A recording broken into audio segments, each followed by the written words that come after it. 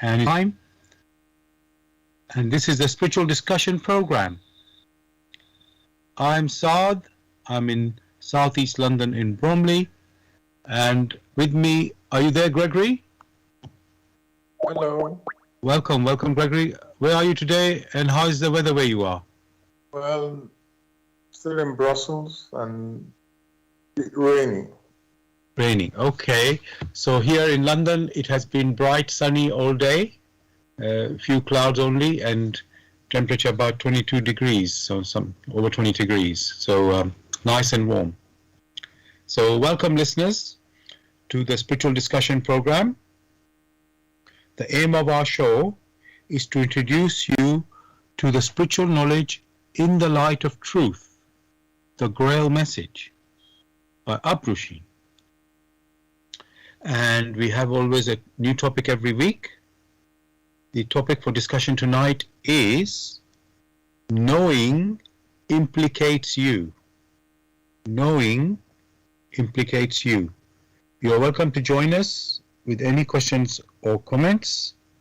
You can contact us on our UK number, which is 079 39 641 958. You can call, text, or use WhatsApp. And if you're outside of UK, it is 0044 79 39 641 958. Again, you can call, text, or use WhatsApp. I'm going to begin with what is the Grail Message? The Grail Message in the Light of Truth by Abrushin is a spiritual knowledge of life. It offers an explanation of the world, a picture of creation on the basis of natural laws. Its lectures contain valuable basic elements as a help in life. For through the knowledge mediated, the reader is again brought closer to life and led back to God. The Grail Message deals with important fundamental questions of life by explaining in a clear and logical way the automatic working of the laws of nature, the whole weaving of creation, allowing every process to be recognized and thereby the purpose of our whole life. It is directed at the individual and speaks to the innate experiences of the human being, their strengths and weaknesses. Thus, every reader has the opportunity to discover through the intuitive perception if what is stated is the truth. Combining with matter-of-fact reasoning, a complete world picture arises, where there is no separation between the visible world and the great world beyond the five senses, nor any separation between scientific and religious striving for knowledge.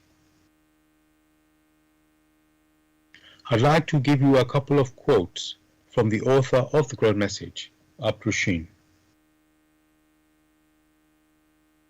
The hearer and reader of my lectures should always work within himself, keenly probing and building bridges from one lecture to the other, as well as out into the great and small world happenings.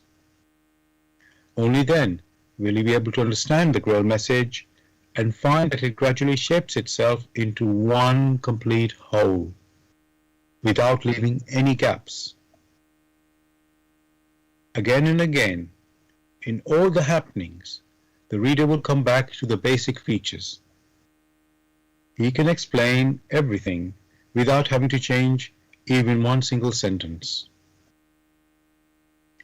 The word of the Grail Message lives, so that it permits only those people who really carry the honest desire in their souls to find abundantly. All else is automatically rejected by it.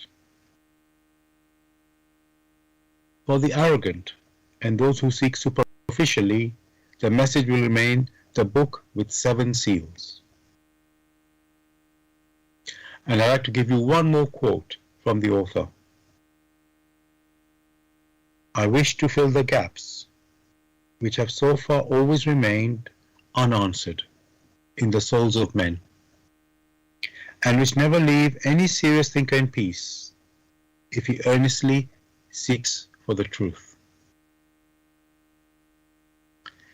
Dear listeners, I just want to remind you the topic we're discussing tonight is knowing implicates you. Knowing implicates you. And I would like to just say something about that because some people may not understand or wonder what is this topic. So this is what somebody wrote about the topic, so I just want to read that out. I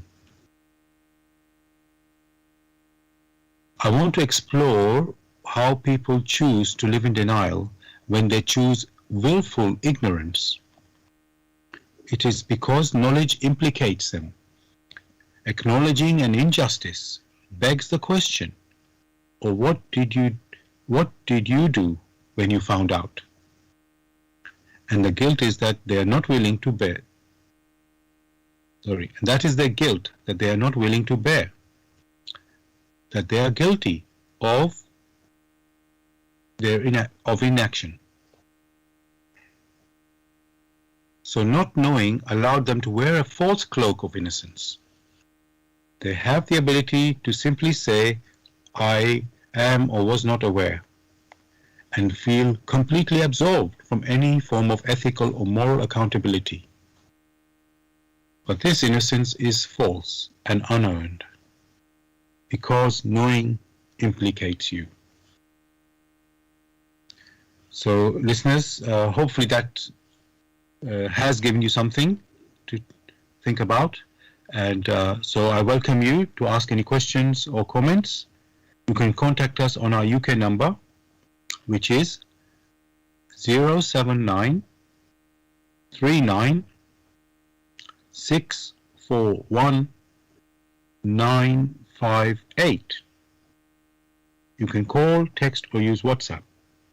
And if you're outside of UK, it is 0044 79 39 641 958. Again, you can call, text or use WhatsApp.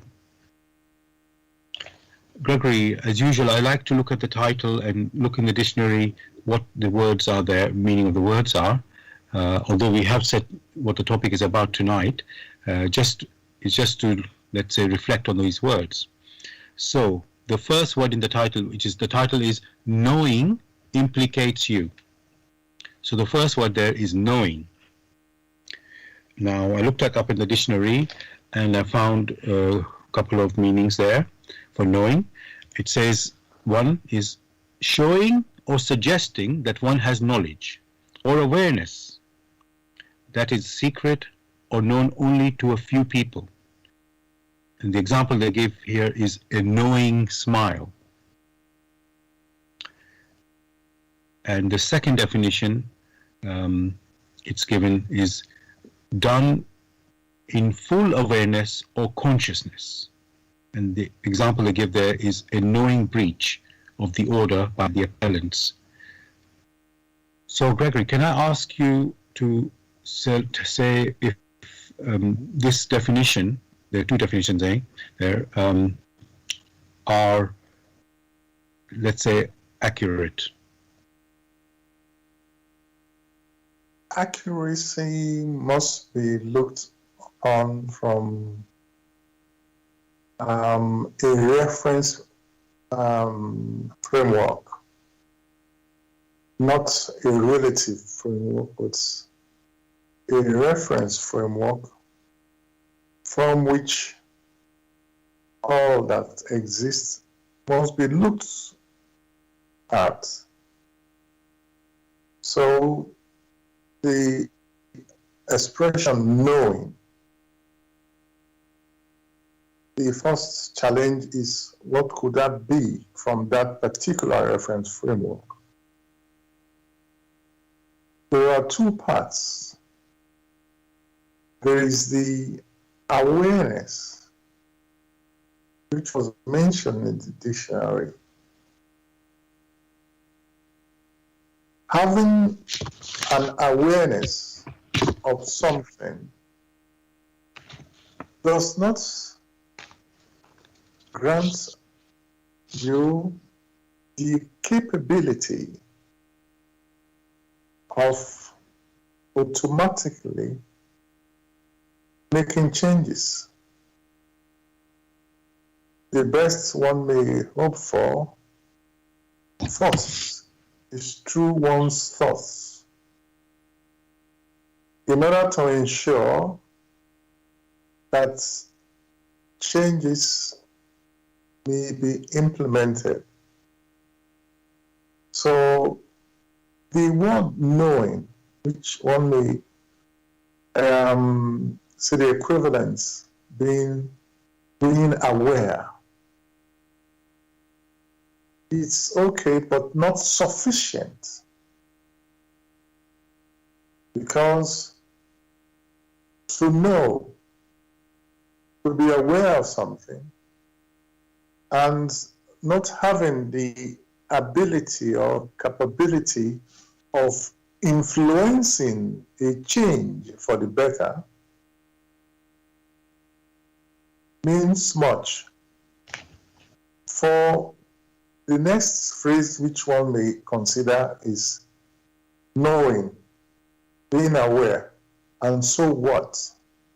What do you do with it? Do you have the capacity? How do you know that?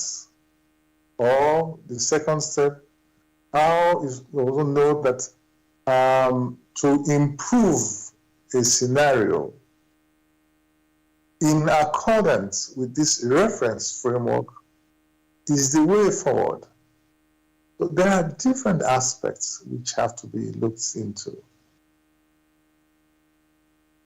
Thank you for your answer there, Gregory. You prompted me with more questions there.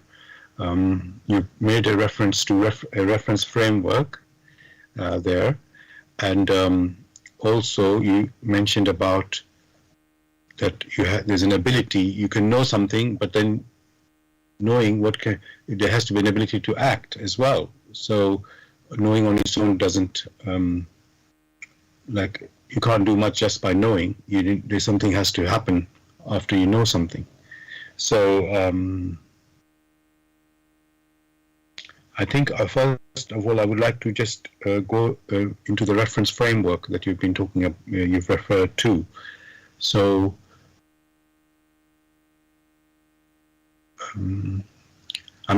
what is this reference framework you are referring to? It seems, let me just say something, it seems that there's a level of knowledge we can have, and maybe in the context of a reference framework. So my question would be, Gregory, yes, when you talk about reference framework, what reference framework are you referring to? Thanks for that particular question, which I will carefully provide clarification. In the first instance, all that manifests that every personality is able to observe through the senses, the natural senses granted to man, the five senses, all of that has come in through motion. So there is motion. Because motion is ubiquitous, always there, cannot be denied. For whoever denies such is denying that he or she is not in motion. Even the denial is a motion. Therefore, it is safe and accurate to say motion is a law a law which cannot be changed. That is the first of the reference framework that one has to use. Motion in all that we do, motion even in the language which is formulated, which one uses to converse with others, all inside motion. There are two types. One, the first type one may consider, which one is familiar with, but most of the time not considered, is translational motion. The motion which is involved with distance, to move from one place to the other. It is motion. The second one is vibrational motion. Means you will have that even in our discussion that we're having right now is based on vibrational motion. Which vibrational motion is that of sound, which is converted to another vibrational motion and then flung across the distance where it is decoded, and as such you yourself can hear me. Therefore, there are these two types, the translational and the vibrational. This no one can deny. From the vibrational motion, there is an initiator of something being given out and something coming back to form a cycle. That is what vibration means. That is what results in harmony when there are echoes. All these things many have assumed as natural and is common sense. No one may deny this. On this type of framework, must one examine all languages? Must one also consider all activities? All these activities are in motion, either vibrational motion or translational motion. It is from these that the laws which laws of nature have arisen. And that first law of vibration, one mentioned, is that of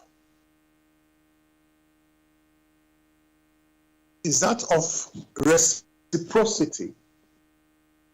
So whenever one uses the expression reciprocal action or the laws of reciprocal action, that only is referring to as only implies that there is vibrational motion.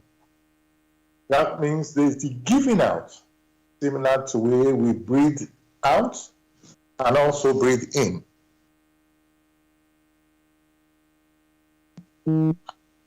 These must not and must never be ignored. For one throws out and in reciprocity one receives. That has always been a fact, and that is what makes it possible for us to play music, for us to discuss in whatever language, for us to be able to perceive with the five senses, to perceive with sight, with hearing, with producing sounds.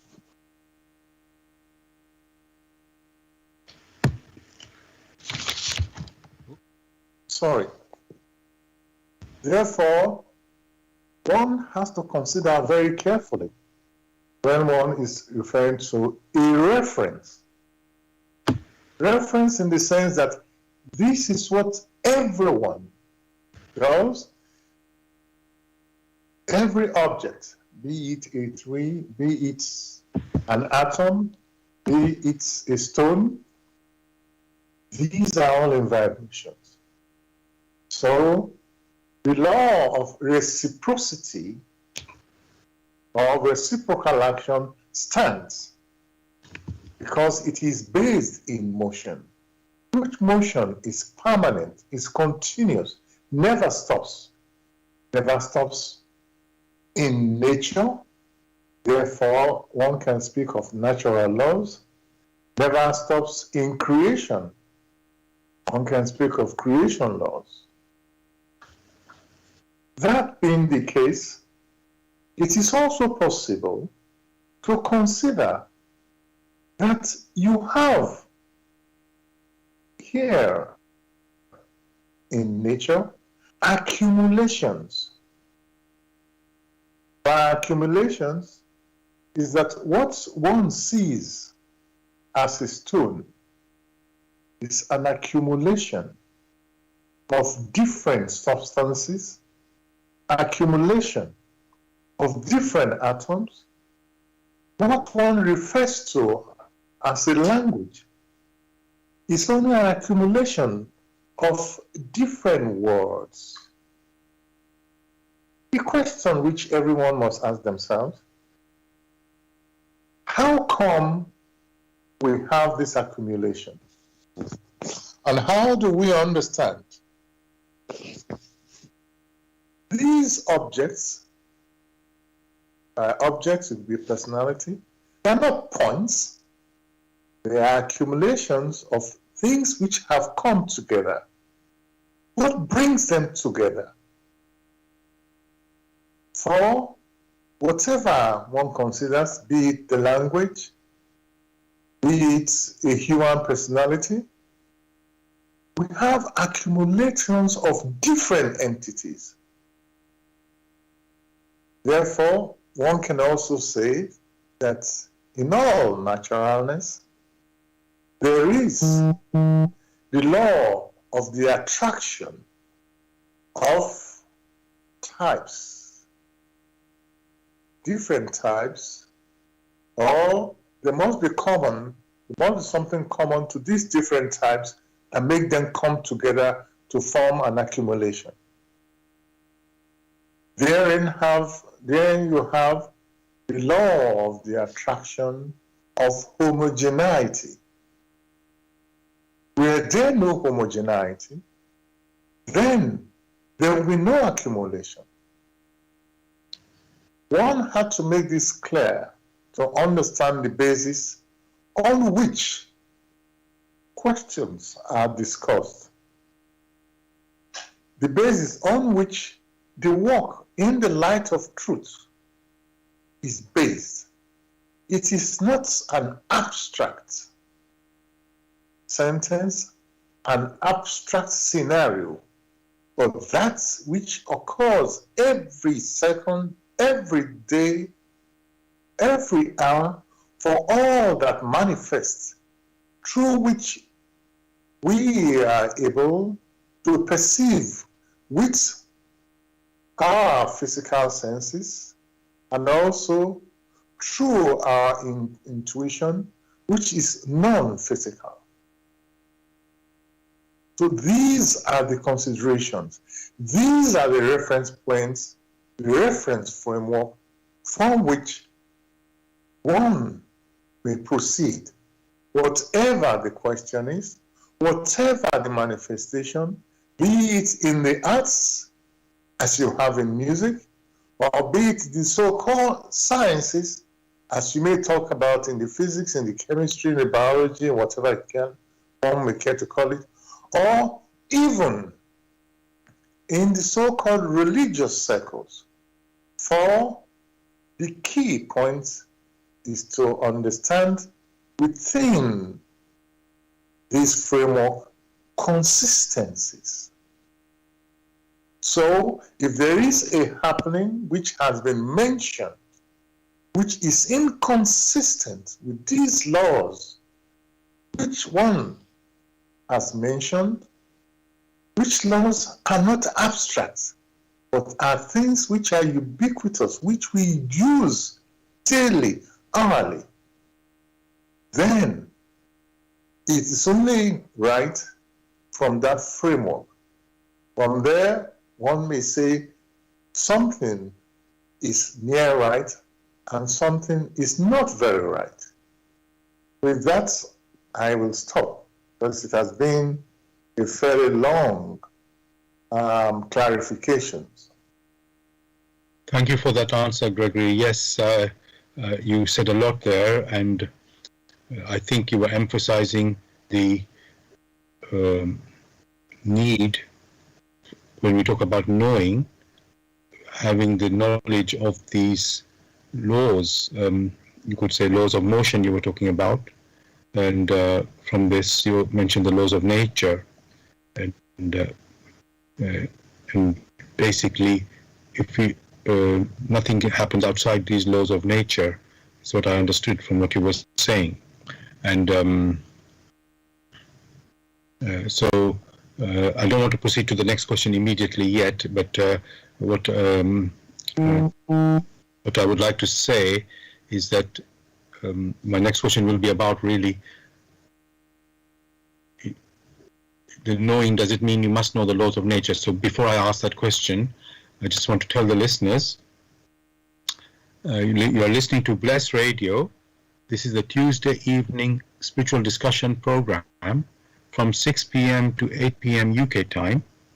The aim of the show is to introduce you to the spiritual knowledge in the light of truth, the Grail Message by Uprishin. And if you are interested in knowing more about the Grail Message or want to get a copy of the Grail Message, you can go to this website, which is www.grailmessage.com. I'll spell that. www.grail, G-R-A-I-L, message, MESSAGE.com. And you're listening to Bless Radio, and this show you can listen to on this website, which is blessradio1, the number 1.com. Also, you can listen on YouTube. Go to youtube.com and type in the search box Bless Radio 1, again the number 1, space live stream. That's to the live show.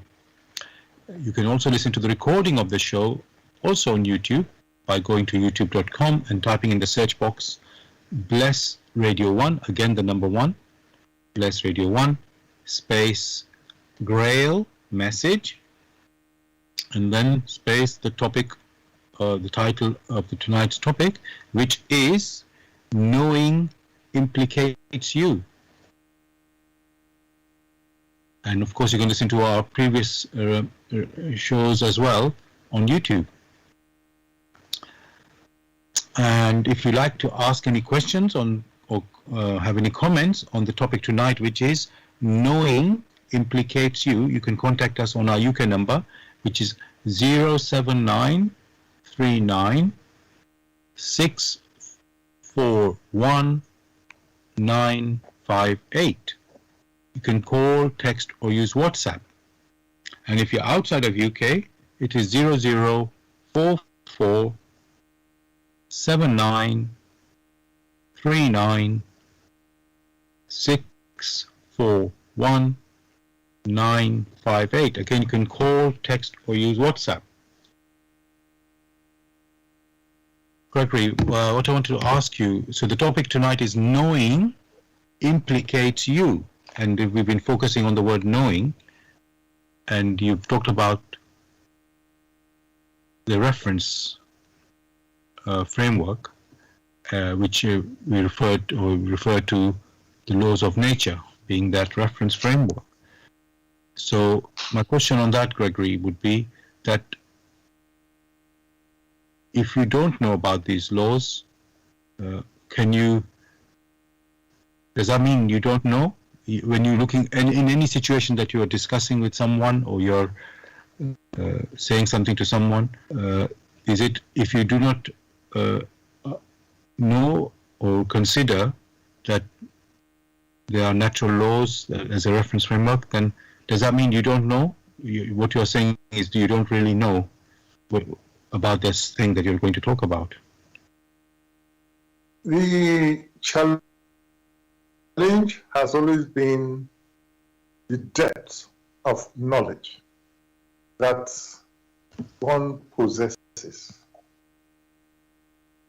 There are some, they only have a casual knowledge, which knowledge enables them to carry out certain activities. So it is not that the personality already knows everything. It's a matter of how much does that person know to be able to proceed to carry out other activities. So it will be wrong to say you know. For knowledge means much. It means when it is used, depending on the sensing, it means one is able to provide all the details about that which is known, which the knower claims to know. Not even the scientist, not even the medical profession, not even the artist. Only very few, if at all, can lay claim to complete knowledge. Therefore, what is discussed is how much do you know about a particular activity or a particular line to be able to move beneficially along that line.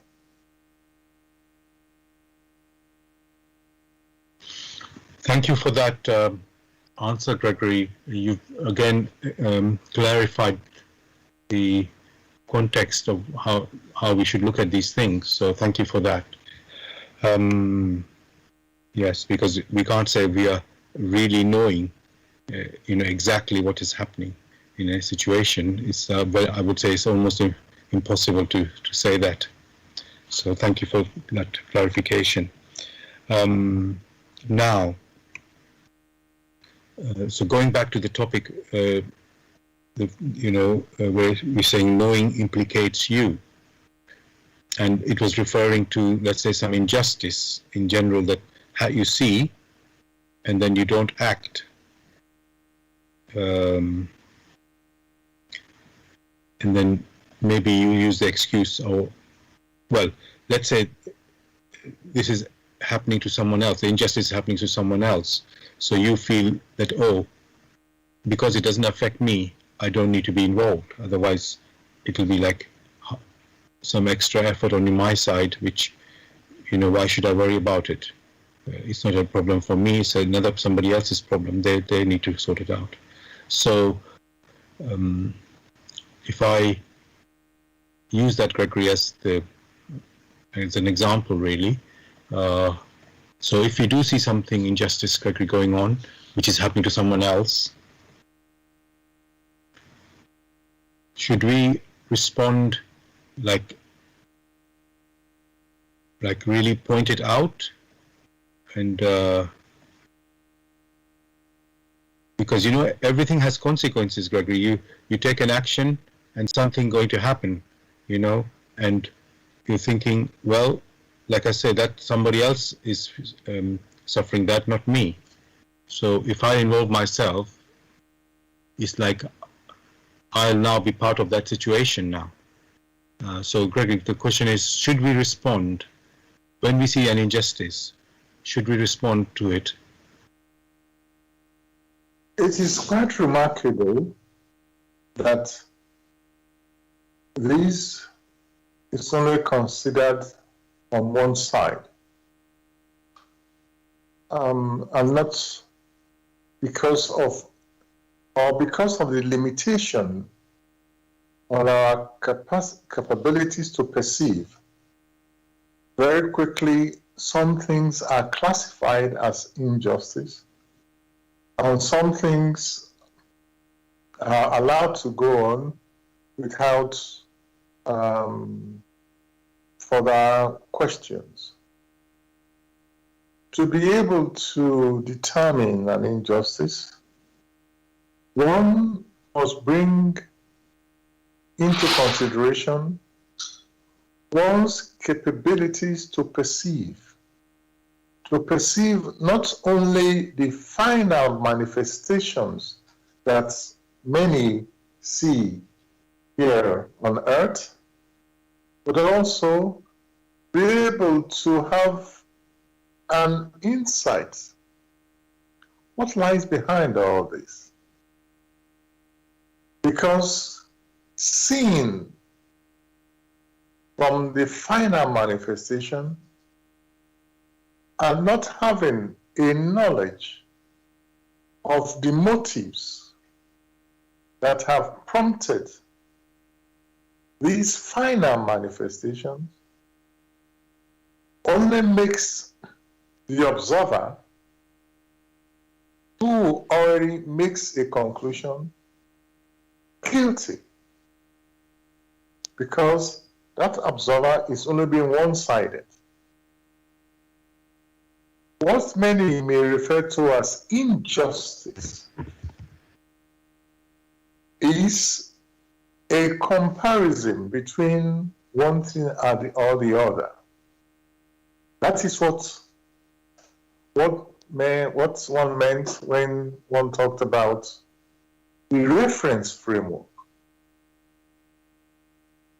Because if you do not have a reference framework, then it is very easy to say, oh, this is injustice or this one is just.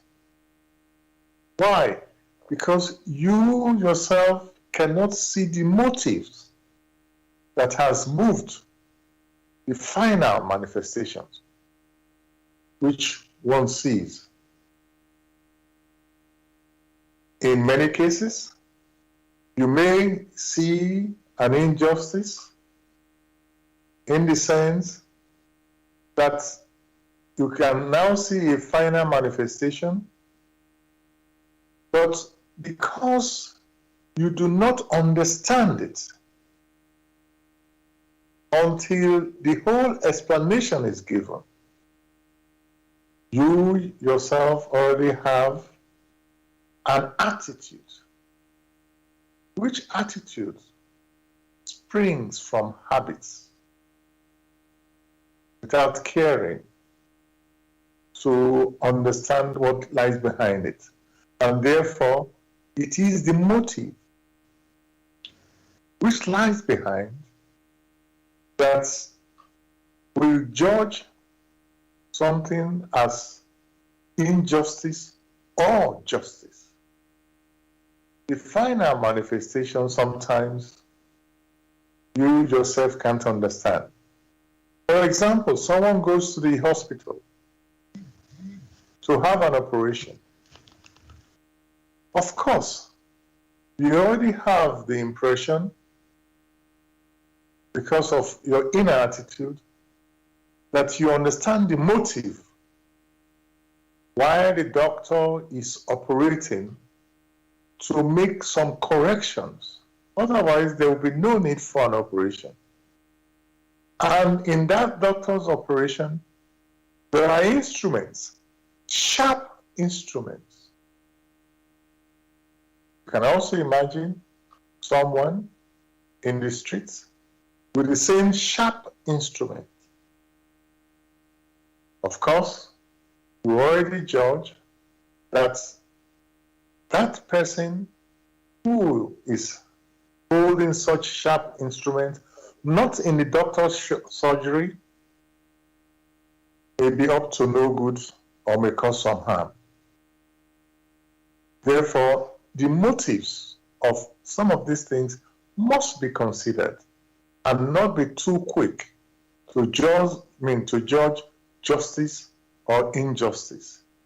However, using the reference framework, having the inner capabilities of using one's intuition again and again, you will have a much better picture in one's judgment.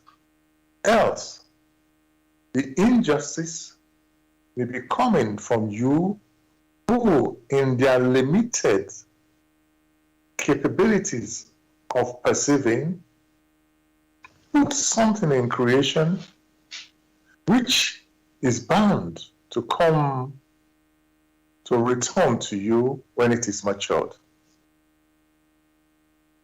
Thank you again, Gregory, for this answer. Again, you have really clarified that when we look at a situation, we could come from our own view, our own prejudice angle, and we'll call it injustice, and actually, well, we don't see the whole picture, and then there actually might be justice going on. And of course, you gave the key point of the what is the motive behind what you're seeing. And if you don't see that motive, then how do you know, what exactly is really happening?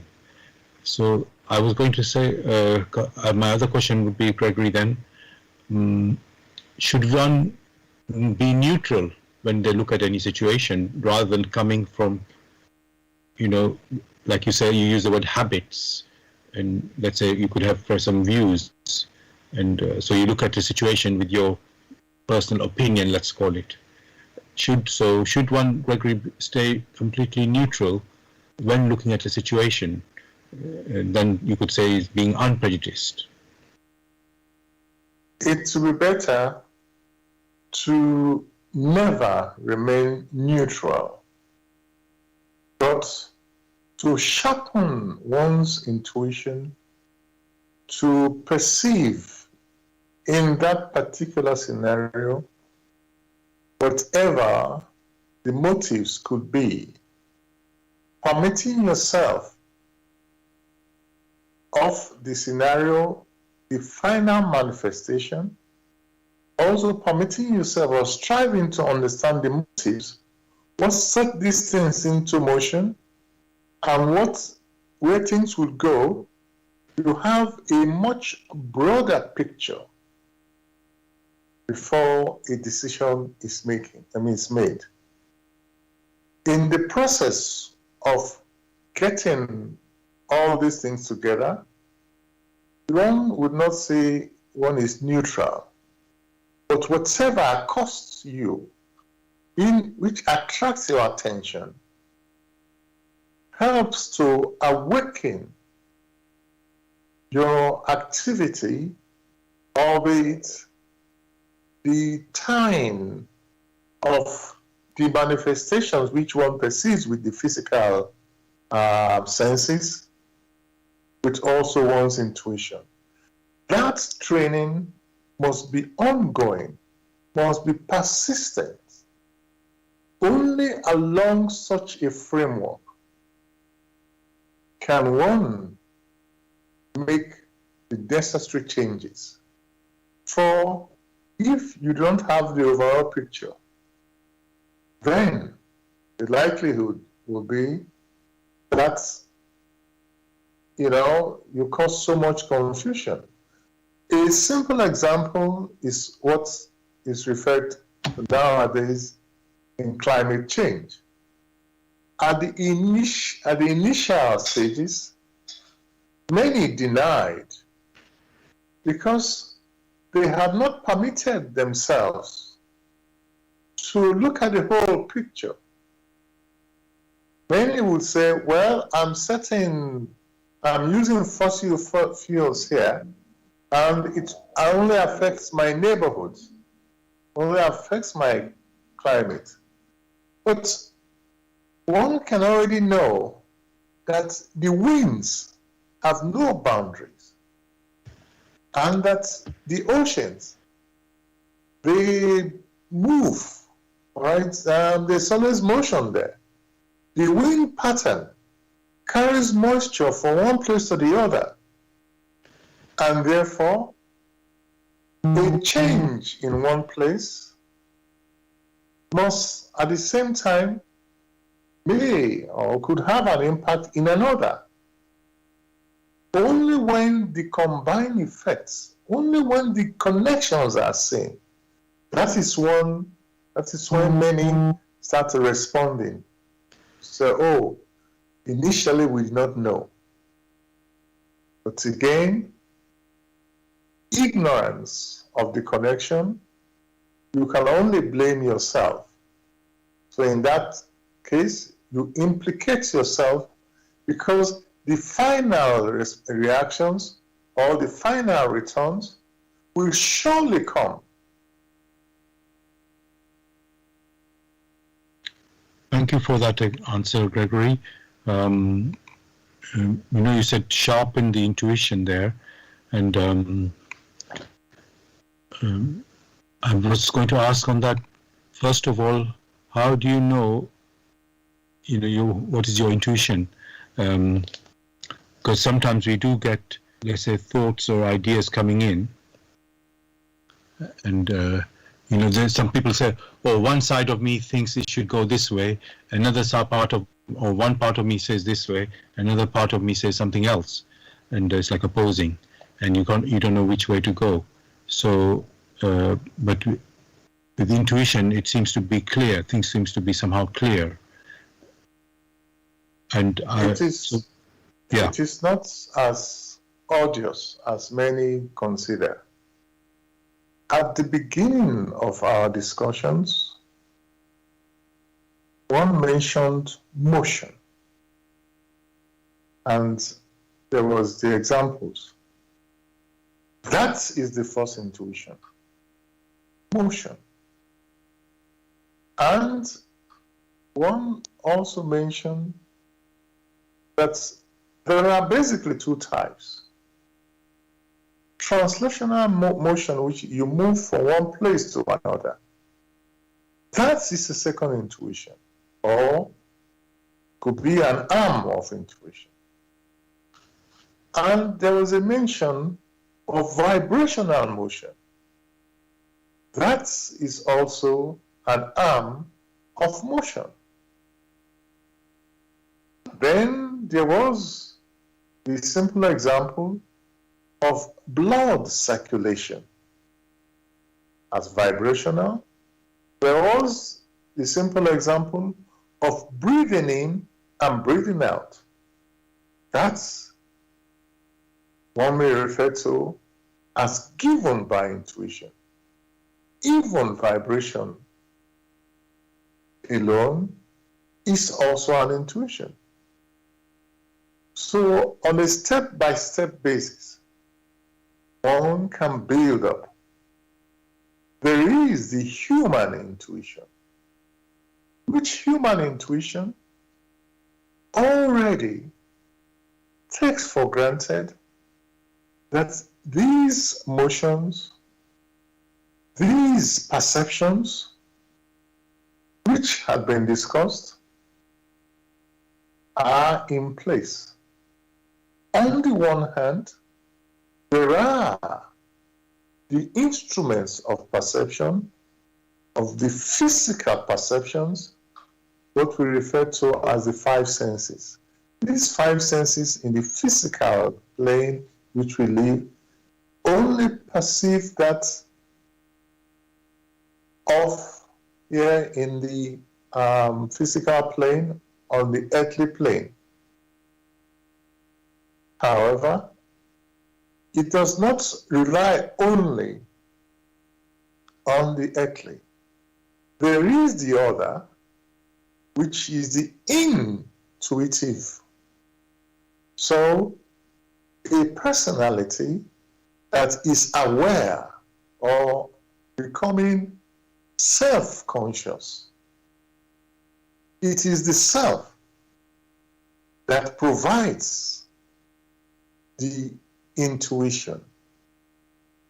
It is the physical body that provides the perception of being able to speak, of being able to use the five senses or the five senses of perception. So the combination or the harmonization or the interplay between that which springs from deep within being used in the final manifestations which one found on earth, that is what makes the human personality unique. And with the knowledge of that, or the complete knowledge of that, the human personality becomes implicated.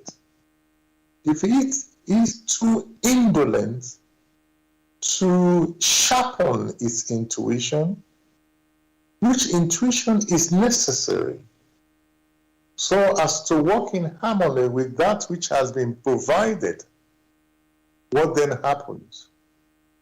It refers only to that which it perceives here on earth as ultimate.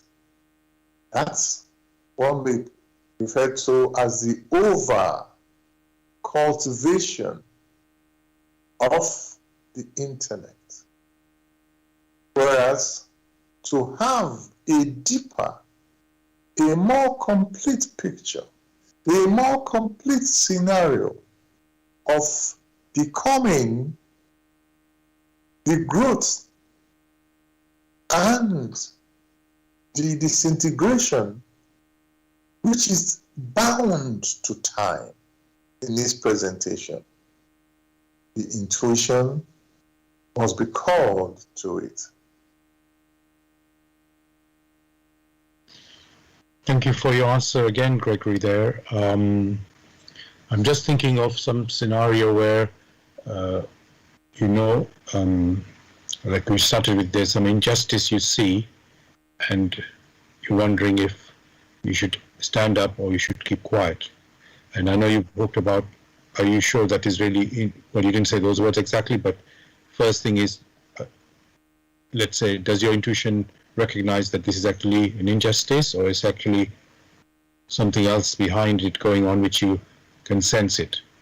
So what I want to say, Gregory, if some people, Gregory, hearing what you have said there, would say, well, what about your integrity and being honest and genuine? That, so it's like one moment you stand up for the truth, you could say, or against injustice, and then another moment, another occasion occurs, and you just keep quiet. It's almost like, well, I was going to use the word arbitrary, that you choose this one way let me not call it arbitrary, but maybe inconsistent. So let's say in one occasion, you are saying that according to what you are sensing, you don't stand against what you're seeing there, because, well, maybe you can say that you think it's not injustice. And then another occasion, you stand and say, no, I will stand against this, is something injustice here. So my question, what I want to ask you there, Gregory,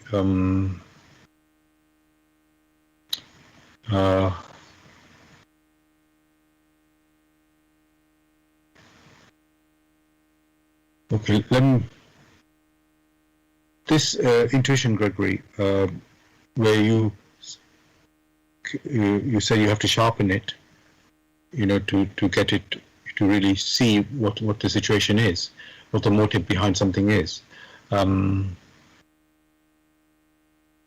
Could one, and just going back to when you were talking about earlier, Gregory, there's a level of, let's say, you could say your knowledge or understanding about something.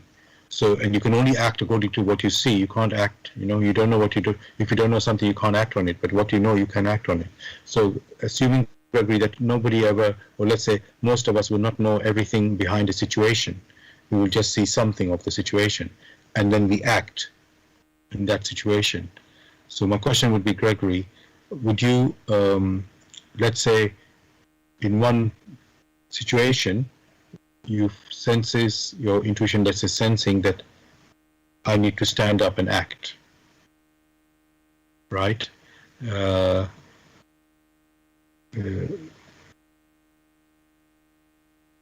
let's say some harm comes to you after that. Is that still following the intuition there? So yeah, my question is, does the intuition always guide you, like this is the way to achieve something, is like successfully and in a safely, or it's nothing to do with that, it's just how you should act in that situation? In the first instance, you use the word think. Thinking is a product of intellectual activity, and very rarely does it dwell on one's intuition. And when people cry out or mention injustice, these happen for people who put themselves in place of that of the other person, which is right. For it is, were I in that scenario and this is being dealt out to me, I would not like it. Again, that is right. So it means they are only comparing it to themselves. That is the first step. The second step is to learn more from that which I see is being done to another, which I myself have classified as injustice. I myself must never ever do it to others.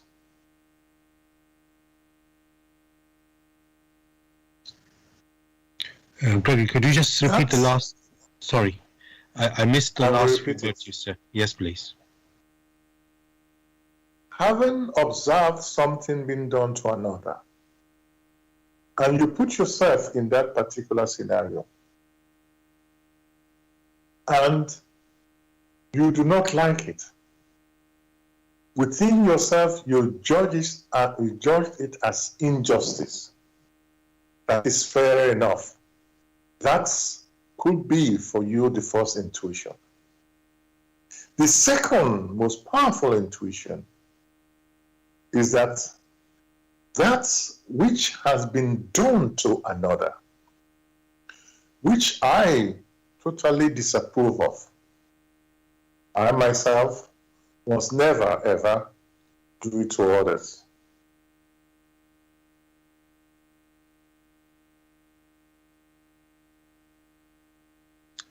Gregory, did you hear me? You disappeared for just last couple of seconds. Yes, I was trying to cough and I didn't want to stop the whole world. That's why I had to switch it off. Sorry. I see. Did you hear the last part? Yes, I did. Yes. Thank you. Yeah, one mentions these things because if one observes nations very carefully, what one will find is when these nations, these communities, I mean accumulations of people that have certain goals together in a scenario where they are being oppressed, which in looking at it, they are unable to express themselves, not only intuitively, but also materially. 4, the sense that each personality must be capable of self-expression. It's as if they acknowledge the free will. That is proper. However, currently, they may be in a position where they do not have the capability of reversing that which they sense as injustice. Before long, they themselves may then be in a position where they are, in quotes, the masters. The question is, how do they then stand? Again, observe nations, observe individuals, observe communities. How did they react? How did they treat others who do not have the same capabilities as themselves? As you will find, some nations will ill-treat the others. The motive behind, if clearly revealed, shows that they do these things out of fear. They ill-treat their neighbors. They ill-treat the people from other countries because in their current state, they have an advantage. That is the terrible thing which should never happen. Should such lessons be well hammered into those who were suffering, then deep within them, that intuition will not vanish, and they will act in such a way that in their further experiencing, they will be fully conscious that just like them, the other personalities are striving to become self-conscious. With that, many of the haughtiness, many of the evils which have arisen in different quarters will automatically vanish. That is the intuition which one is stressing here. Thank you, Greg, again for expanding on, let's say, how the intuition works and that how we can, don't use the word decipher, but actually identify this is the intuition here and there's our intellect here and this, our thoughts are there. So you can really tell, yes, this is really where I should be acting, right? And you mentioned about fear, acting out of fear, which obviously is never gives you confidence. It's something you're like being forced to do something. So that's not, that is not freedom. That's just, something being forced, which you cannot say is natural. So yeah, thank you for that. Dear listeners, you're listening to Bless Radio. It's the Tuesday evening spiritual discussion program from 6 p.m. to 8 p.m. UK time. The aim of the show is to introduce you to the spiritual knowledge in the light of truth, the Grail Message by Uprushing. And if you are interested in knowing more about the Grail Message or want to get a copy of the Grail Message for yourself, you can go to this website, which is www.grailmessage.com. I'll spell that, www.grail, Grail,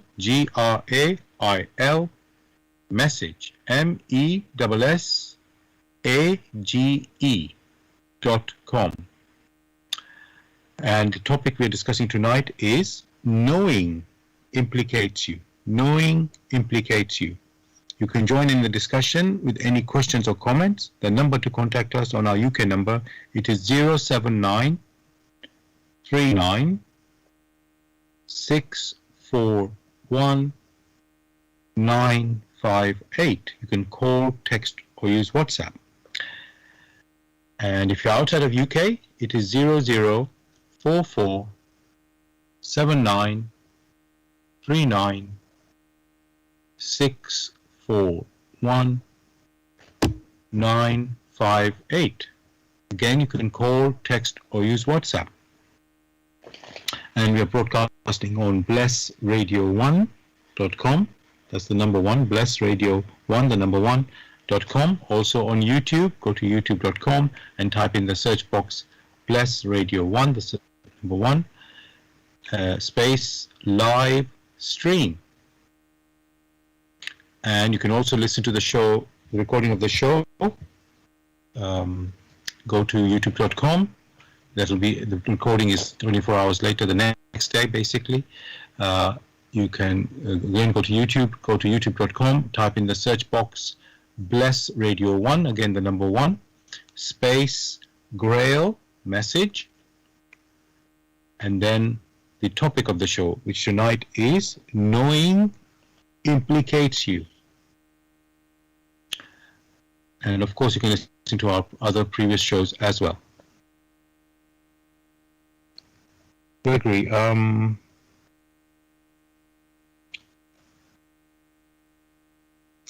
you know,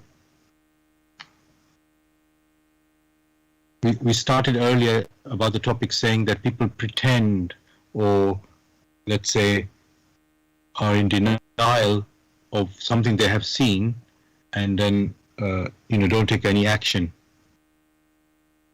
And we're referring to injustice. And I know you talked about how we look at injustice, but let's assume that we actually know that something is happening, and we just decide that the example I gave was where something's happening to someone else, so it doesn't affect me, but it affects, so I keep out of it, and I just, let's say, either ignore or just ignore it basically, and not take any action. When that happens, Gregory, what would be the consequence of that? Yeah. If you looking at the scenario you just painted, that there is a happening in a particular neighborhood, and you made a statement, one pretends not to know. Sometimes there should be fairness. How do you yourself know that that person whom you are considering pretends not to know? Is it not presumptuous to allude to something which that particular personality may not be aware of? Of course, in a neighborhood, it is one for all and all for one. And it is, if one wishes to be fair, one should understand that not all people are the same level of maturity. There are some who can even perceive some things before these things manifest materially, and can always ask for guidance for the other personality or send good thoughts. One is doing something about it. There are some who are not so sensitive, and until it manifests in gross matter, where they can perceive with the five senses, they would not know. The question could be, in one's intuition, how far have you gone to with your personal perception in seeing things on the outside and then trace it back to an intuition. It varies. Not one can judge the inner maturity of the other. So, the scenario which is mentioned is unjust. Unjust in the sense that you are expecting from others more than what they themselves are capable of providing, when you yourself are not even capable of doing that. Now, where is the justice? When what you expect from others, you yourself cannot provide. You, the observer, who can sense about the capabilities of others, which others may not or may not be aware.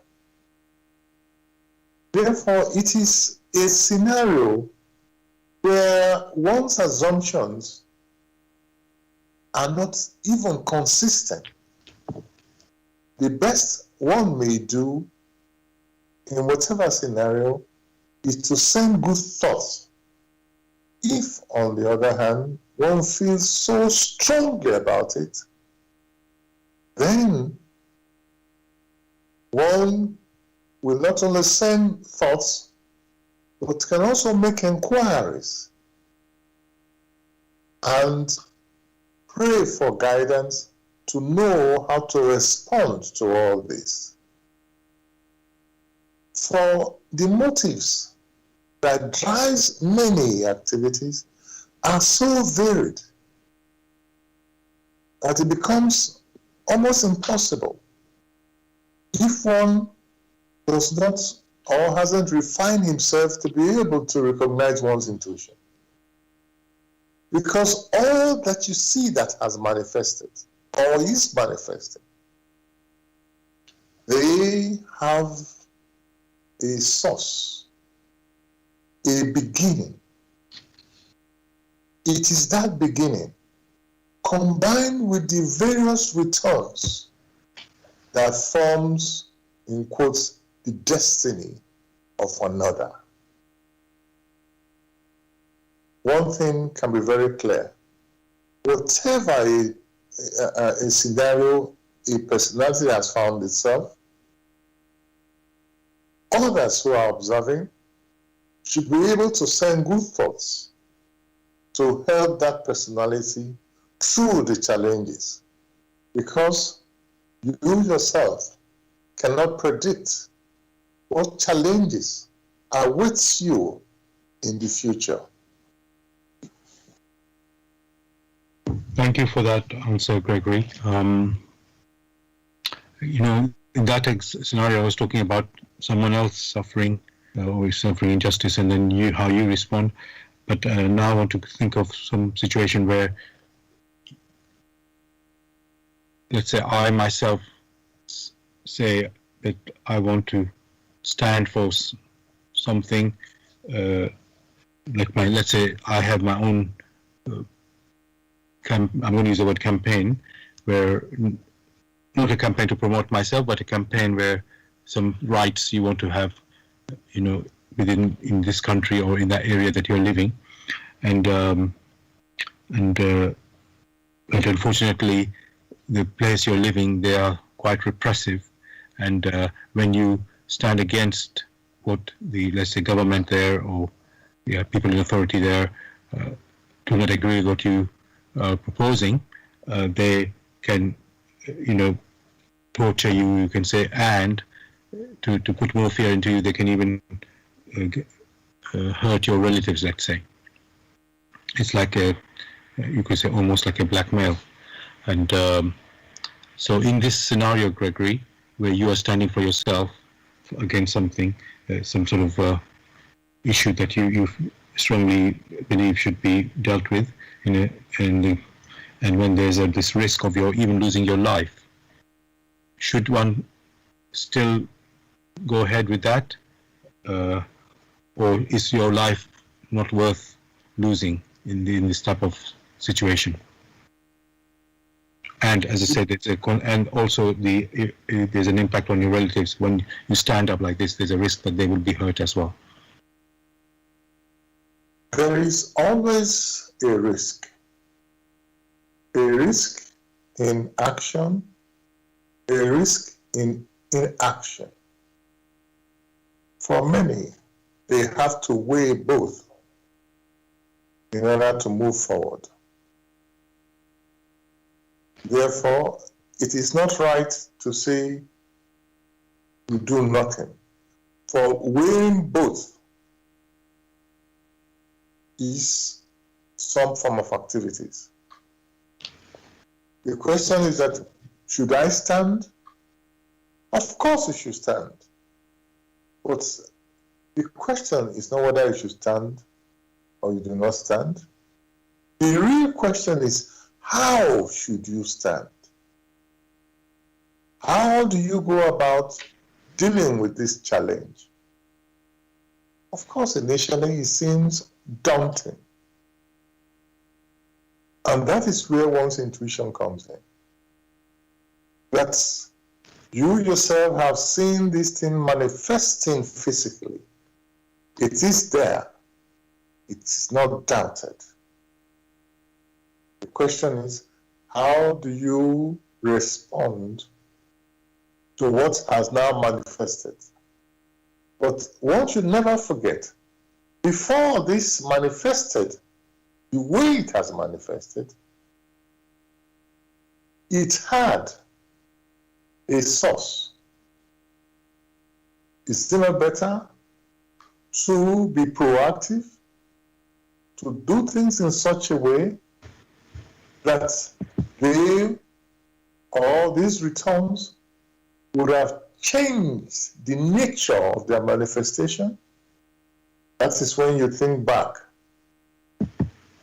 Therefore, whenever possible, whatever good one can do for one's neighbor, whether you know them or not, one should do it. For those things help to change one's environment.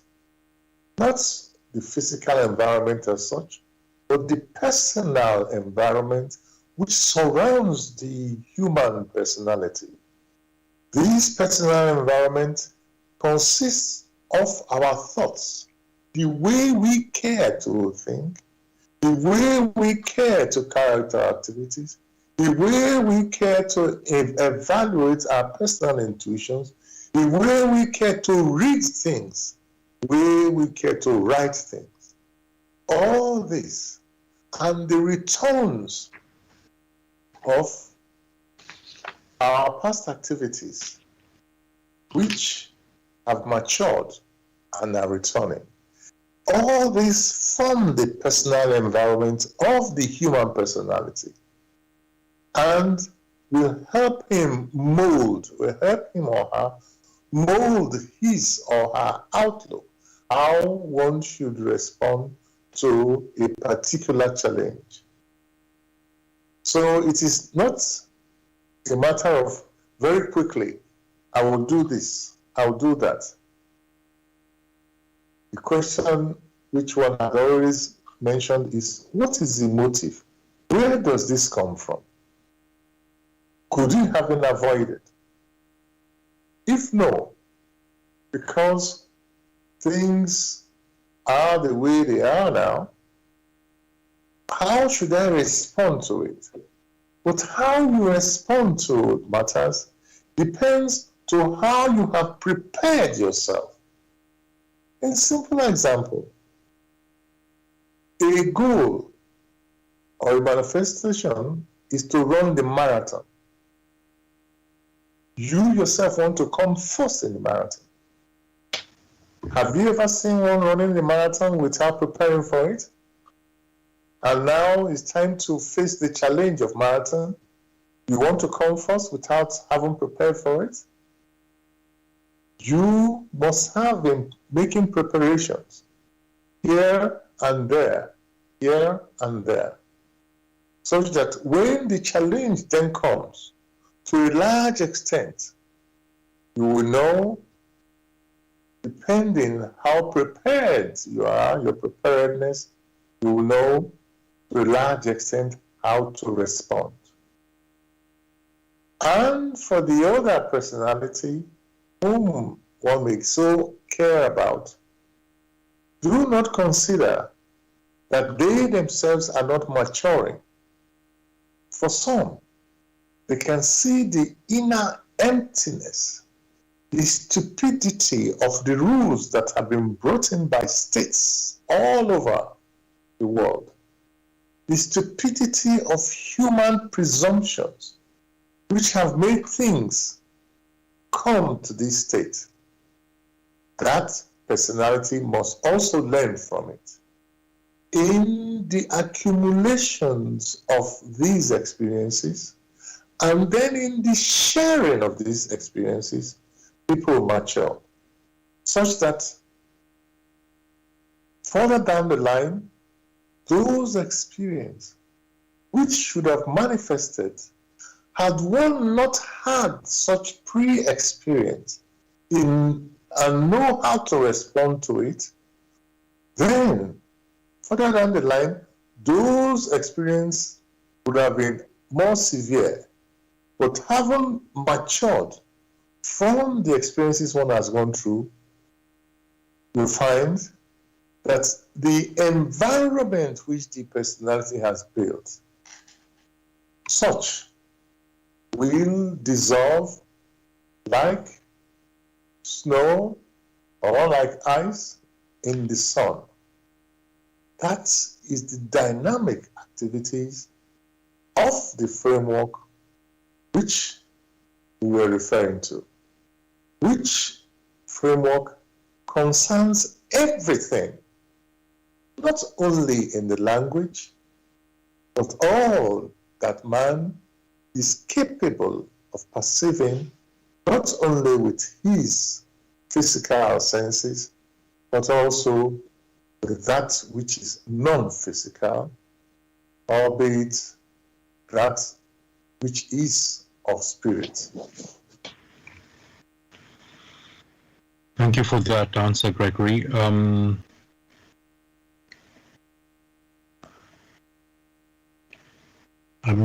You know that we have a conscience, and you know, when you, let's say, have done something wrong, it keeps knocking on you, and I just want to understand conscience, Gregory, with in relation to intuition. Is that conscience the same as intuition? Because you know, we made a distinction between, let's say, our thoughts and our intellectual thinking activity, and then there's the intuition, which is something very sharp.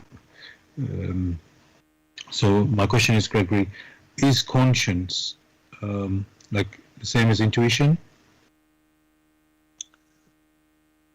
One would say partially. The intuition comes in with a definite picture.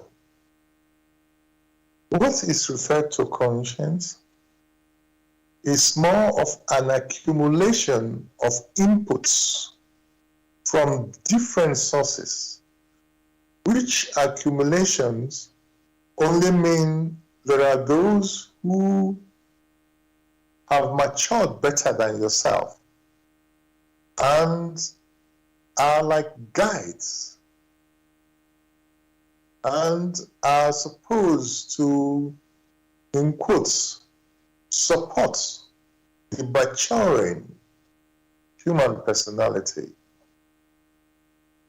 Just like you have in a fledgling environment where people are still growing, the mom or the dad acts like a guide because physically they are more matured. So also you find when conscience is mentioned, there are others who, like you, are experiencing and have improved a bit more than yourself. To some extent, one will say, connected to you, they can only advise. More of this can be found in the work in the light of truth, which work must be examined, every word of it. No expression must be taken lightly. Only in such motions of rigorous examination of expressions can one generate enough hits. Only in that scenario can the beginning of the work be bandaged. Only in that scenario will the bandage fall. But the bandage does not fall just on one occasion. It only means recognition continues. Joy after joy, happiness after happiness will result as the human personality matures. For many will now see things so differently. They're able to perceive much, much deeper than they were. Improvement does not mean you are comparing yourself to another. Improvement only means where you were yesterday, you have improved on your perception today. Then you can talk of improvement.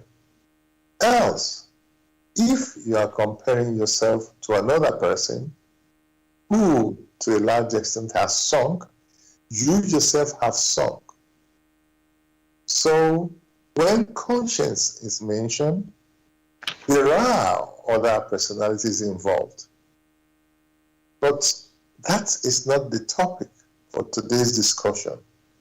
For many who are listeners, we can only wish them well to pluck the courage to examine this work again and again. Should they have challenges, which challenges they wish to share, then it would be nice to discuss all these challenges. Thanks for that answer, Gregory. Dear listeners, you're listening to Bless Radio. It's the Tuesday evening spiritual discussion program from 6 p.m. to 8 p.m. UK time. The aim of the show is to introduce you to the spiritual knowledge in the light of truth, the Grail Message by Updrushin. And if you are interested in knowing more about the Grail Message or want to get a copy for yourself, you can go to this website, which is www.grailmessage.com. I'll spell that. www.grail, Grail, message, MESSAGE.com. And the topic we're discussing tonight is knowing implicates you. Knowing implicates you. You can join in the discussion with any question or comments. The number to contact us on our UK number, it is 079 39 641 958. You can call, text or use WhatsApp. And if you're outside of UK, it is 0044 79 39 641 958. Again, you can call, text or use WhatsApp. And we are broadcasting on Bless Radio 1. That's the number 1, blessradio1.com. Also, you can listen to us on YouTube. Go to youtube.com, type in the search box, Bless Radio 1, again the number 1, space live stream. And after the show, you can listen to the recording of this show. Again, it's on YouTube. It will be the next day. So go to YouTube, type in the search box, Bless Radio 1, again the number 1, space, Grail Message, and then space, the topic of the show, which tonight is Knowing Implicates You. Without you, and you can also, of course, listen to our previous shows on YouTube as well. Gregory, I'm going to go on a different angle now. We've been talking about, consciousness, or conscience, conscience, intuition, and, let's say striving to have, let's say, a broad picture of, or trying to get to the bottom, let's say, of a situation, what is happening, perceiving things deeply, let's say. But then there's also many people, Gregory, where people are trying to run away.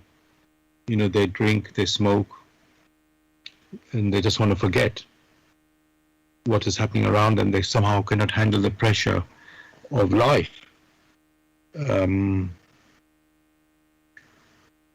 Obviously, we know, Gregory, there's harmful things that happen from, you can say cancer and other ill health.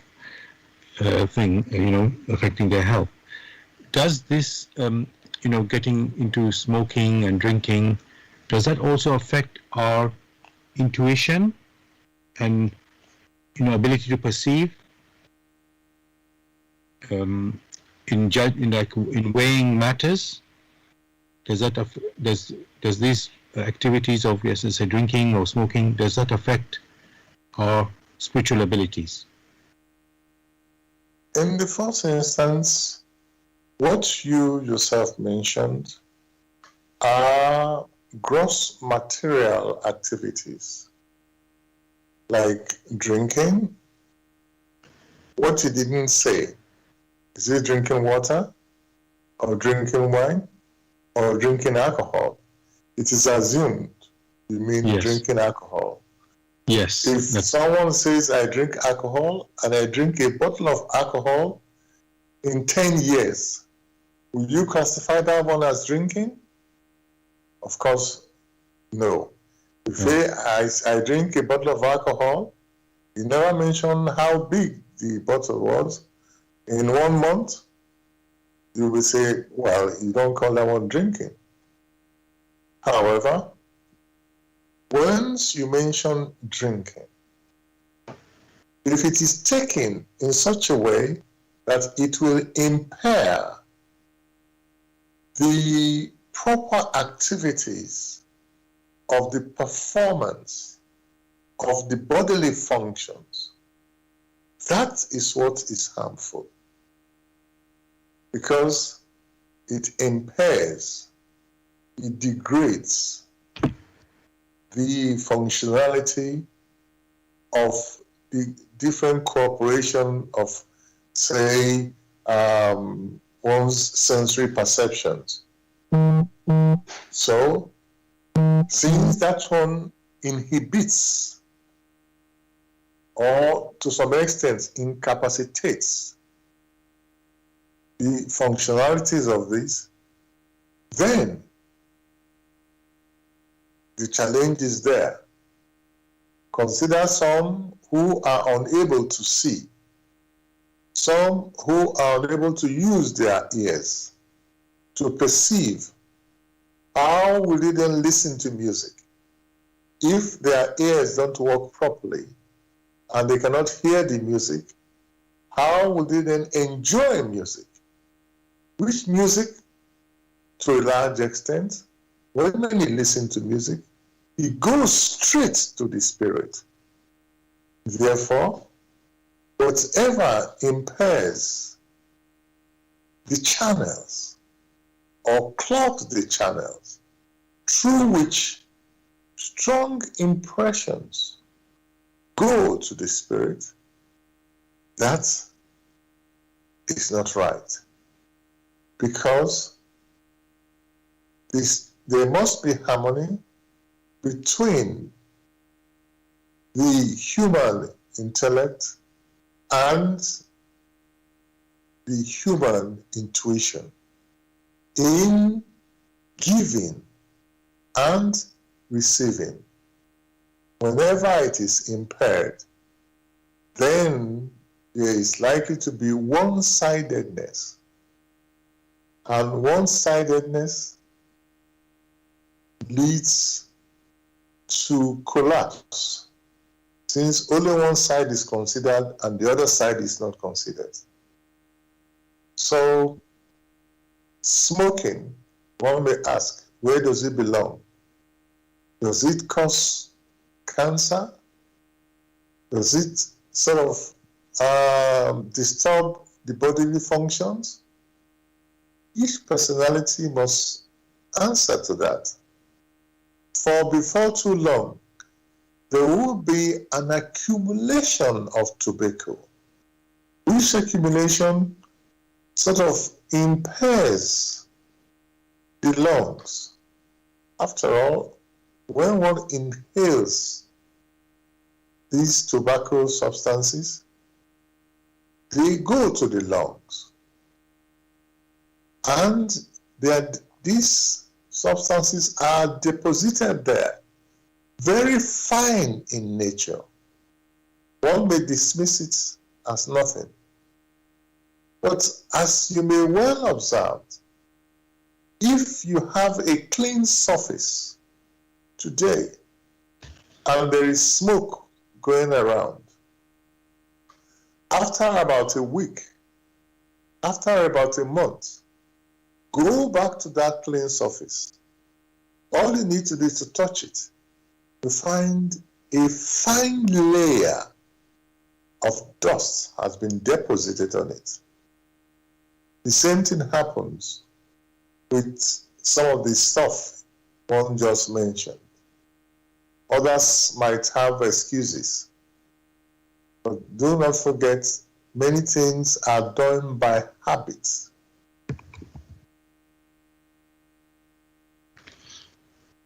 Thank you for this, Gregory. Sometimes you think the answers are very obvious, well, you know, and but when you think a bit more deeply about it, you realize, oh, yes, there's a superficial thing happening, and but then it's like everything is actually connected. So if you harm one part of you or aspect of you, you're also harming another aspect, even if you're not aware of what that other aspect is. So thank you for showing light on that, throwing light on that. Again, I'm going to change the sort of direction of the discussion. Gregory, you know, let's say there's in this world there's some discrimination and racism and going on. Some of it is covert, some of it is overt.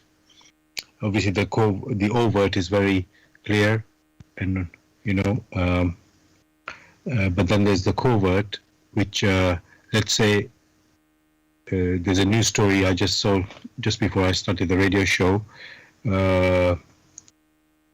of a case where somebody's trying to enter their child into a nursery, and they're of this is in UK, and they're of a, let's say, Asian race, and they applied for that, and they were told, okay, do this, apply this form and do this, and in the end it was declined, the application was declined. Then they decided, let us try to apply with a different name, let's say English name. Just this is only an example of one case. I'm not trying to, you know, pit one people against another people at all. Just an example of something in the news.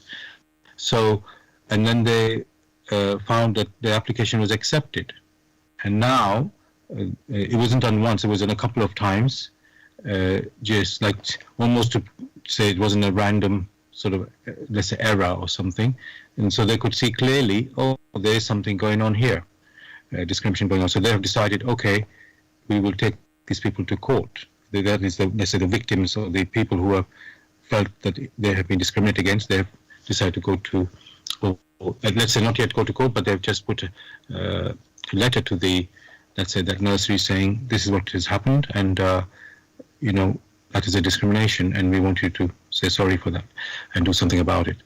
And so what I want to say, the point I want to make, Gregory, is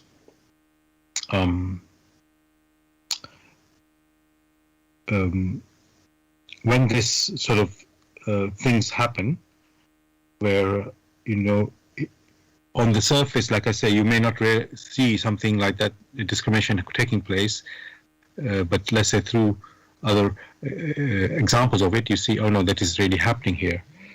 And so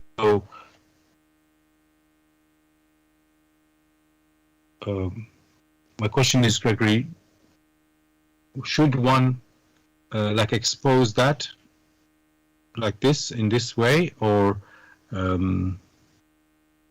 you know, I guess, Gregory, what I'm saying is there's, in any situation, there's many ways to deal, how you want to react to a particular, let's say, unsatisfactory, and you know, something where you're being distressed and you want to do something about it. So my question, Gregory, is, should one take like a proactive action, or which can like expose everything, or should it be more, say, look, please tell, you are not doing this right somehow, and you make a complaint, let's say, some other way of doing it, rather than exposing it in a, let's say, more public way? First, well, thanks for raising this type of questions. And in many cases, one may safely say, like you found that to be unjust, because you, in your personal thinking, is that the opportunities are available for all who live in the neighborhood. But some have still not, in their maturity, get to that point to realize it. What is common, or what is clear, is those implementing such a principle haven't matured to the level to know that in the neighborhood, it is all for one and one for all. Therefore, it now depends how you yourself intend to manage it. The first thing is to learn the proper lesson. First, the response is, this is unjust. Take care of yourself first. Know how to respond before, in quotes, one goes public. But there's a big challenge.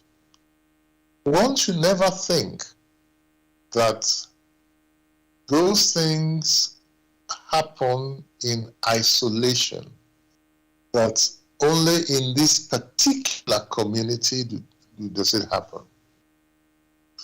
Go to different communities in the whole world, and you will find it present in one form or the other. How it manifests differs. In some communities, some parts of the world, some may say, maybe because they don't like your face. In some other communities, you are not of the same religion. In some communities, you have the same religion, but a different sect.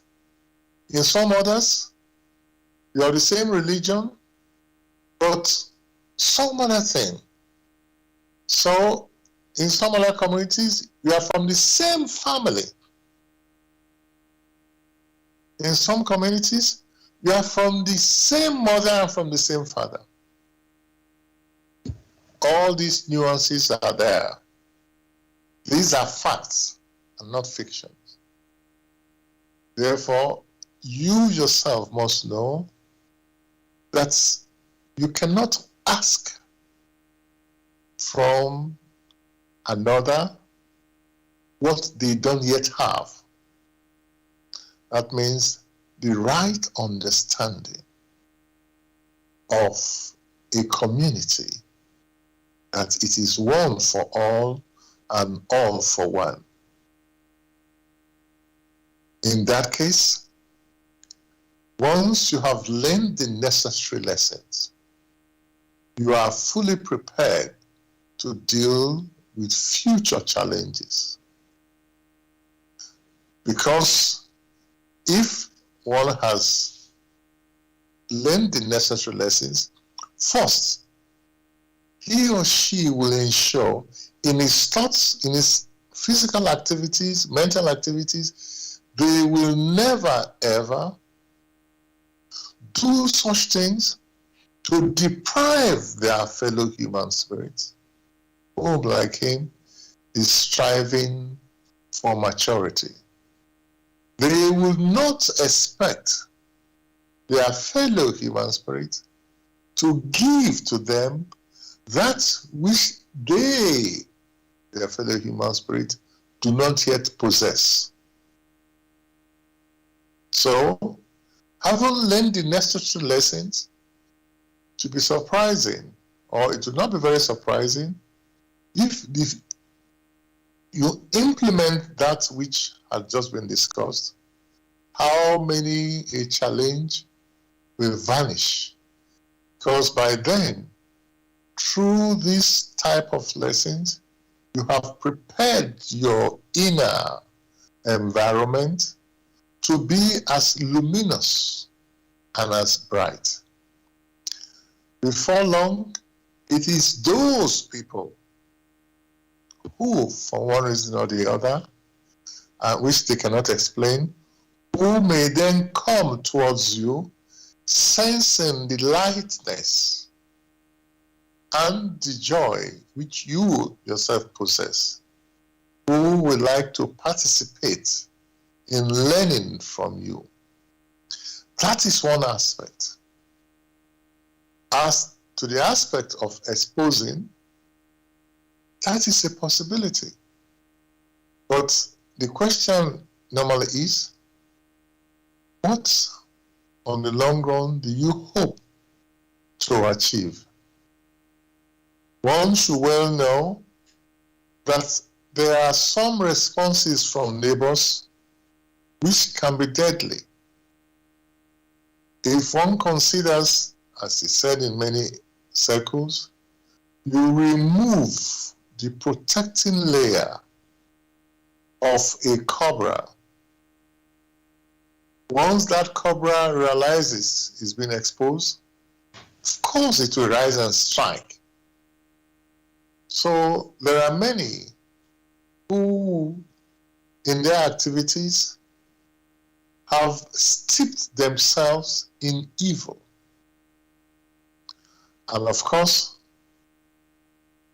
that's which lies behind it, which is the evil, which is the motive. They do not want others to find out. So any exposition will make them strike. So these are the things which one must weigh in one's relations to one's neighbor. It doesn't mean you have to hate your neighbor. It only means you have to be on the alert for vigilance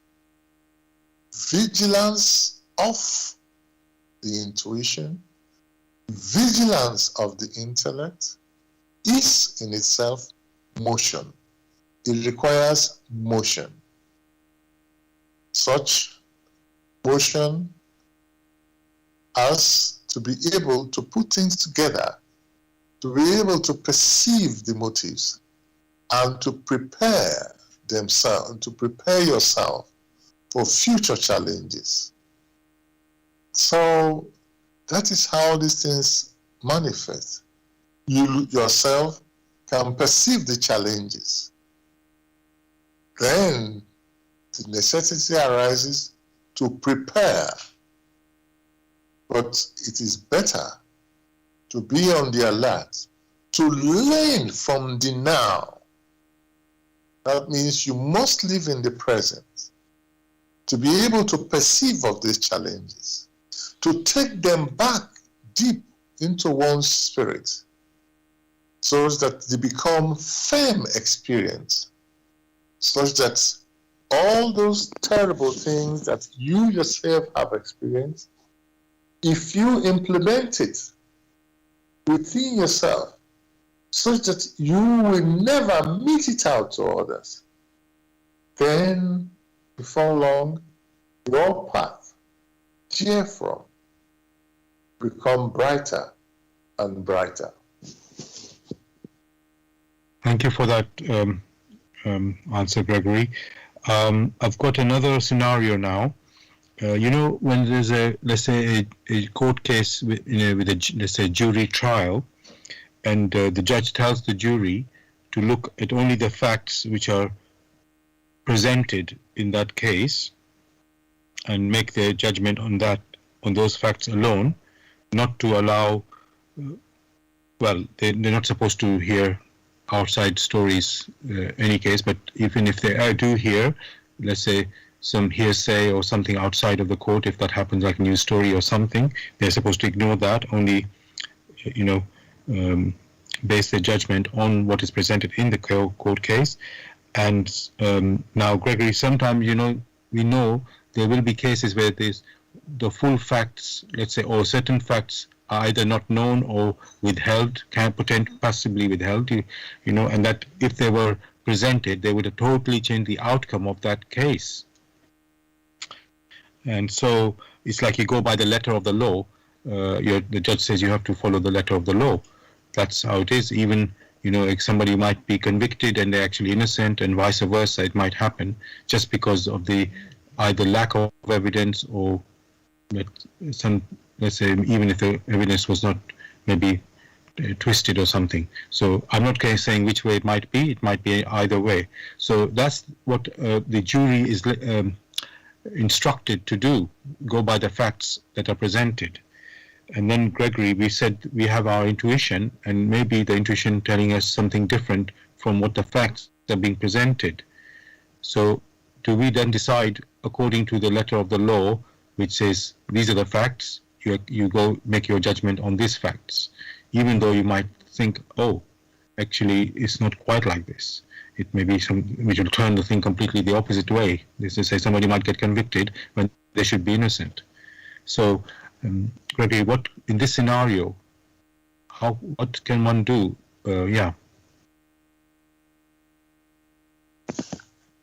You mentioned facts. You didn't mention fiction. Facts, are they self-consistent?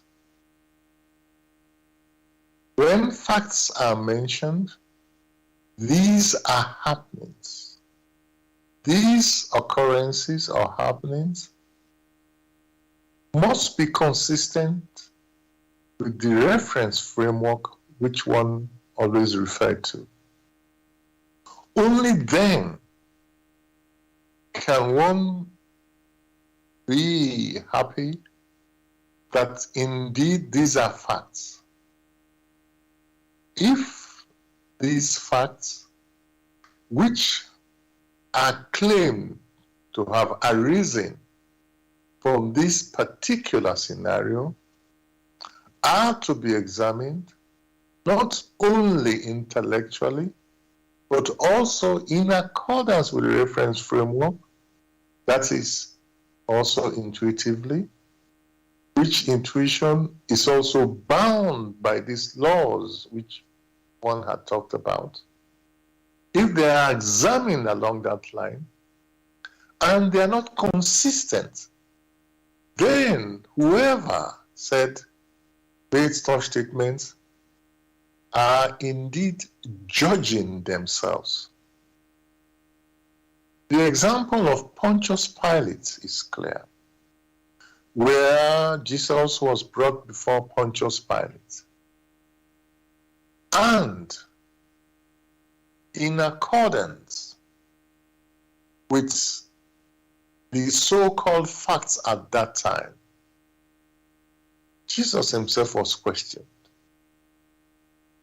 What was his response? Silence. Pontius Pilate, in his own sensing, knew fully well that he, Jesus, could not have been guilty. The mob who wanted to crucify him kept on crucifying him. What did he do? Because at that time, Pontius Pilate was the jury, was the judge. He asked for water and washed his hands clean. He has no hand in this murder. Therefore, when, in quotes, a judge makes statements of that nature, that judge is directly judging himself. For there are facts, which facts have come or have been derived from petty laws. Which laws are, when one says petty laws, the laws of traffic, that you broke the traffic rule. But what lies behind those facts? Are they not to be considered? If a judge goes to that extent and does not consider the motives behind the facts, then it were better that that judge, so-called, would never have been a judge. For it is the motive, like we have stressed from the beginning. There is the manifestations which many see. There is the motive, which even in legal cases, the case of the police doing investigations, there is always the search for the motive. Only when the facts and the motives are considered, which motives have different layers, only then can a decision be made. Else becomes a wrong decision. So it does not suffice for a judge to say, just consider the facts and leave out the motive. Thank you so much for that, Gregory. We've come to the end of the show, listeners. Hope you enjoyed the discussion. The topic was knowing implicates you. And we'll be back as usual next Tuesday with another topic. Gregory, anything you'd like to say to the listeners to say goodbye? Wishing them a beautiful week. Thank you. Yes, listeners, same from me. All the best to you. Have a great week. God bless. Take care. All the best. Good night.